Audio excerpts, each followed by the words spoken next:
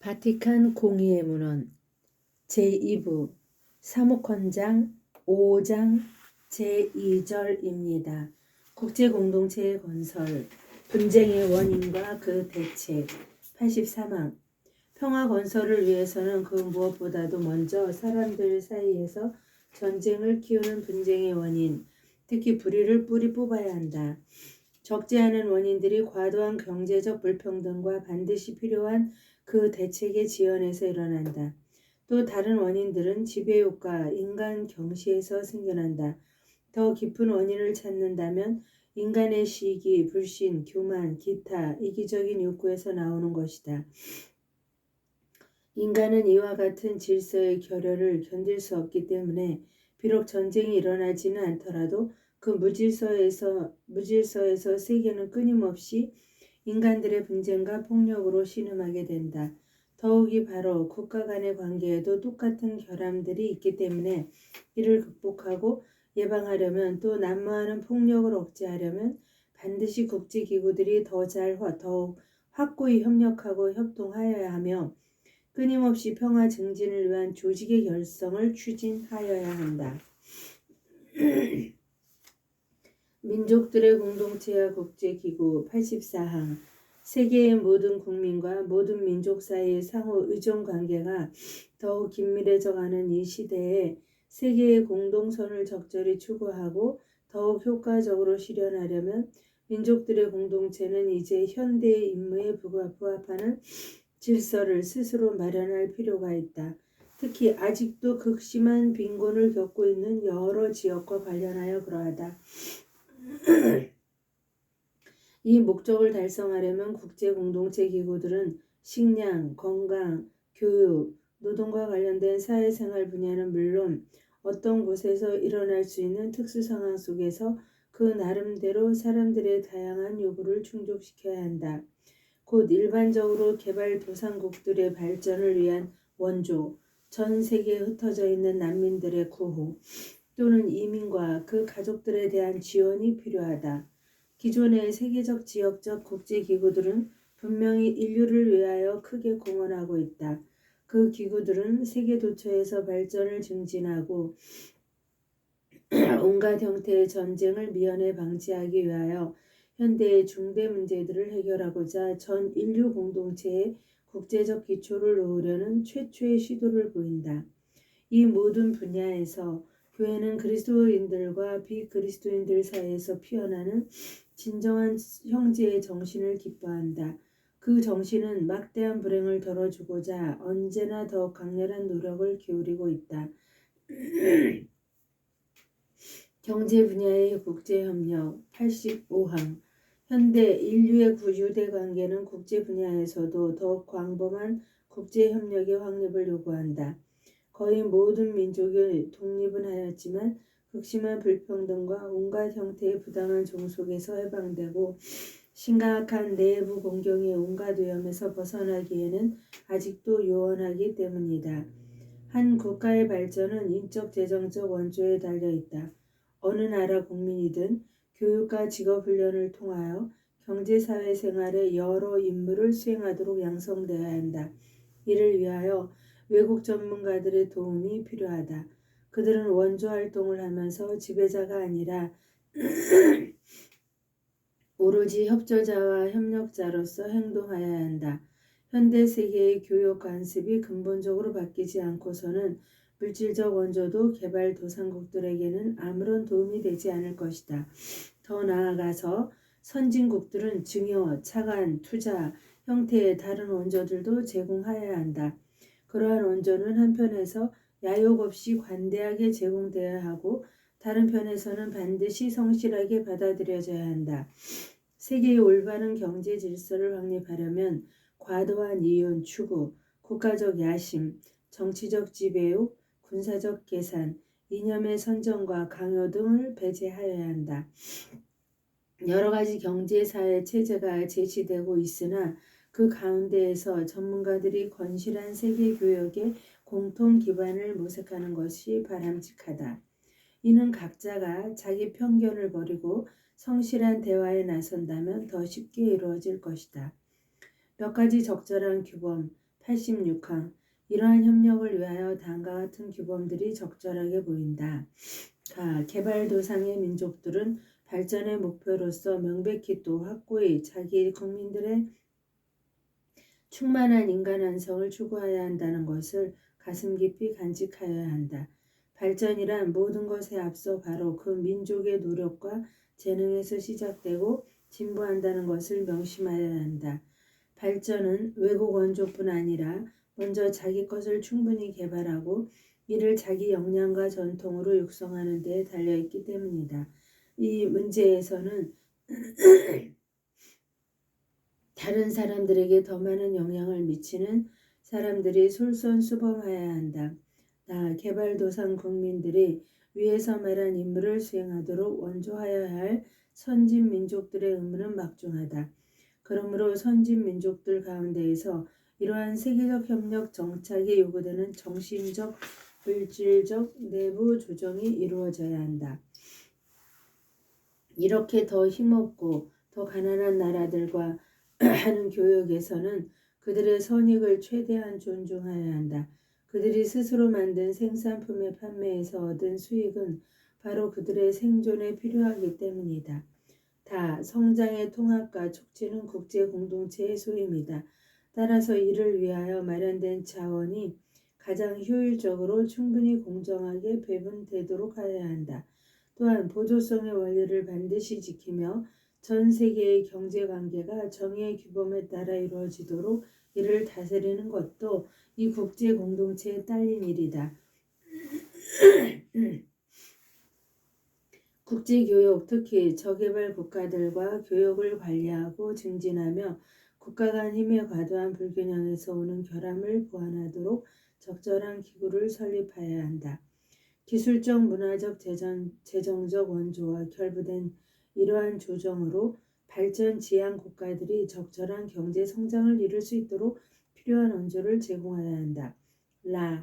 많은 경우에 경제 사회 구조의 개혁이 절실히 필요하다. 그러나 미숙한 기술적 해결책의 제시는 삼가야 한다. 특히 인간에게 물질적 편익을 제공하지만 인간의 정신적 품성과 그 진보를 가로막는 일은 삼가야 한다. 사람은 빵만으로 살지 않고 하느님의 입에서 나오는 모든 말씀으로 살기 때문이다. 마테오 4장 4절. 인류 가족의 어느 부분이든 바로 그 안에, 그 훌륭한 전통 안에 비록 많은 사람들이 그 기원을 모르기는 하지만 하느님께서 인류에게 주신 정신적 보화의 어떤 부분을 지니고 있다. 인구 증가에 관한 국제협력 87항. 오늘날 다른 수많은 어려움에 더하여 특히 급격한 인구 증가에서 생기는 어려움에 짓눌려 있는 저 민족들과 관련하여 국제협력이 매우 절실해지고 있다. 모든 국가, 특히 부유한 국가들의 전폭적이고도 적극적인 협력을 통하여 사람들의 생활과 적절한 교육에 필요한 것들을 마련하여 온 인류 공동체와 더불어 나눌 수 있는 방법을 긴급히 모색하여야 한다. 어떤 민족들은 만일 적절한 교육을 받아 재래의 농작물 생산 방법 대신에 새로운 기술을 채택하고 이를 지혜롭게 그 환경에 적용하며 더 나아가서 토지 소유의 공정한 분배를 이루고 더 나은 사회 질서를 세운다면 그들의 생활 조건을 크게 개선할 수 있다. 정부는 그 권한의 범위 안에서 자기 나라의 인구 문제에 관한 권리와 의무를 가진다. 예컨대 사회법제와 가정 관련, 입법, 농촌 인구의 도시 이동, 국가의 형편과 위급 상황에 관한 정보 등의 문제에서 그러하다. 오늘날 이 문제에 관한 사람들의 생각이 몹시 흔들리고 있으므로 이 모든 문제에 대하여 특히 대학교에 있는 가톨릭 전문가들이 연구활동을 치밀하게 추진하여 더욱 폭넓게 발전시켜 주기를 바란다. 세계의 인구 증가 또는 적어도 일부 국가의 인구 증가를 모든 방법으로 또 공권력의 온갖 개입으로써 더 근본적으로 확실히 감소시켜야 한다고 많은 사람들이 주장하고 있기 때문에 공의회는 모든 사람에게 권고한다.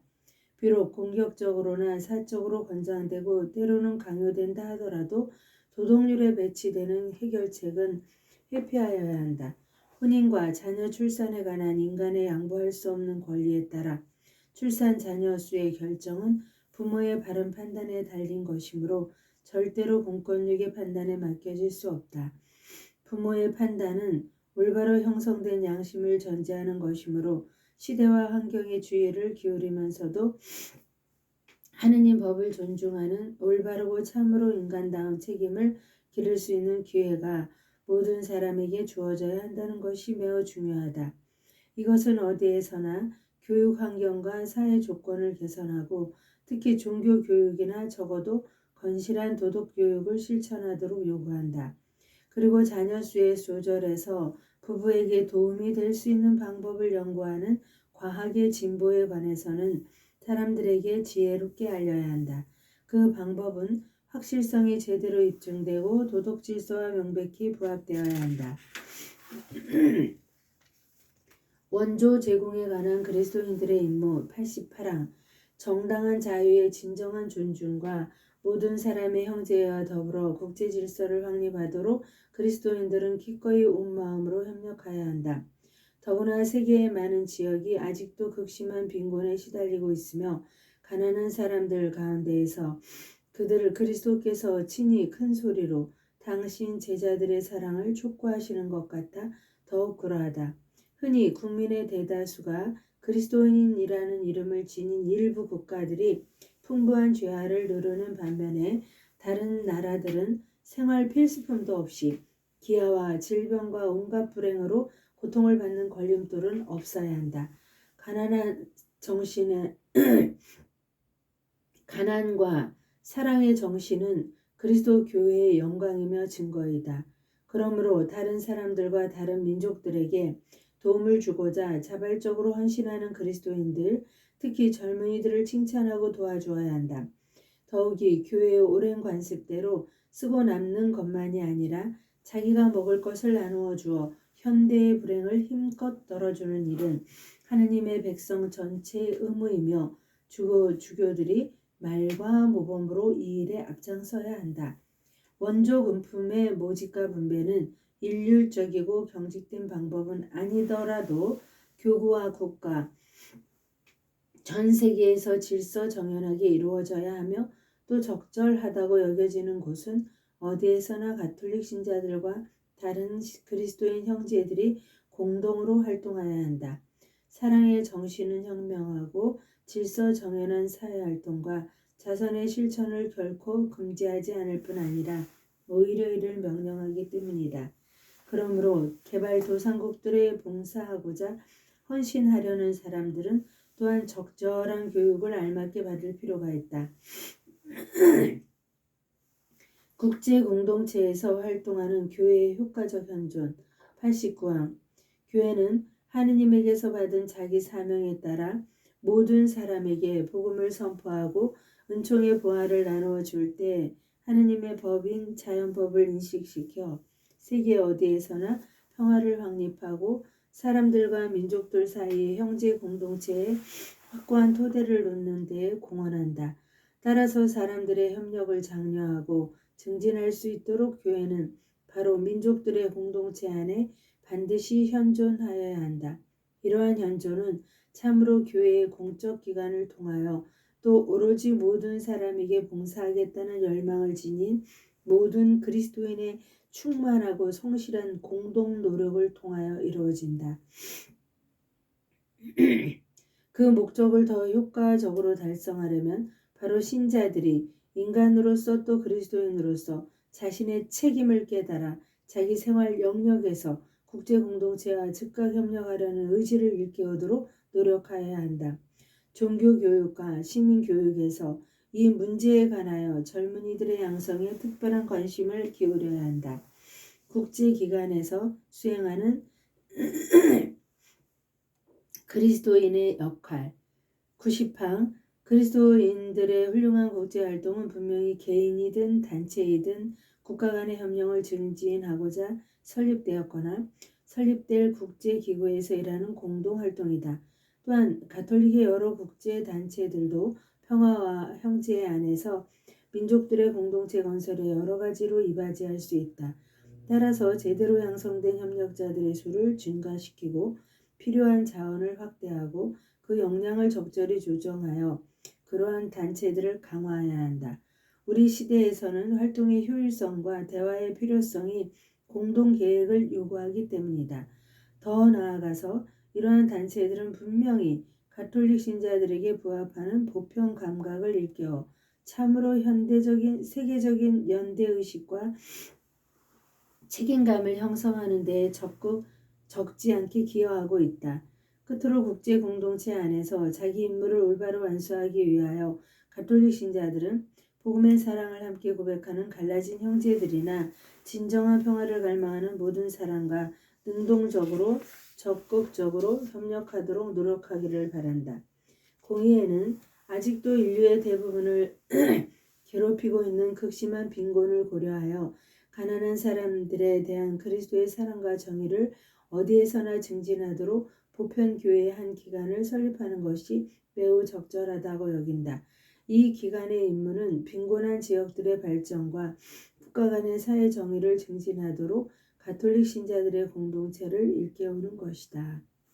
하느님의 영광을 위하여 성모님과 함께 감사드리며 구원하나이다.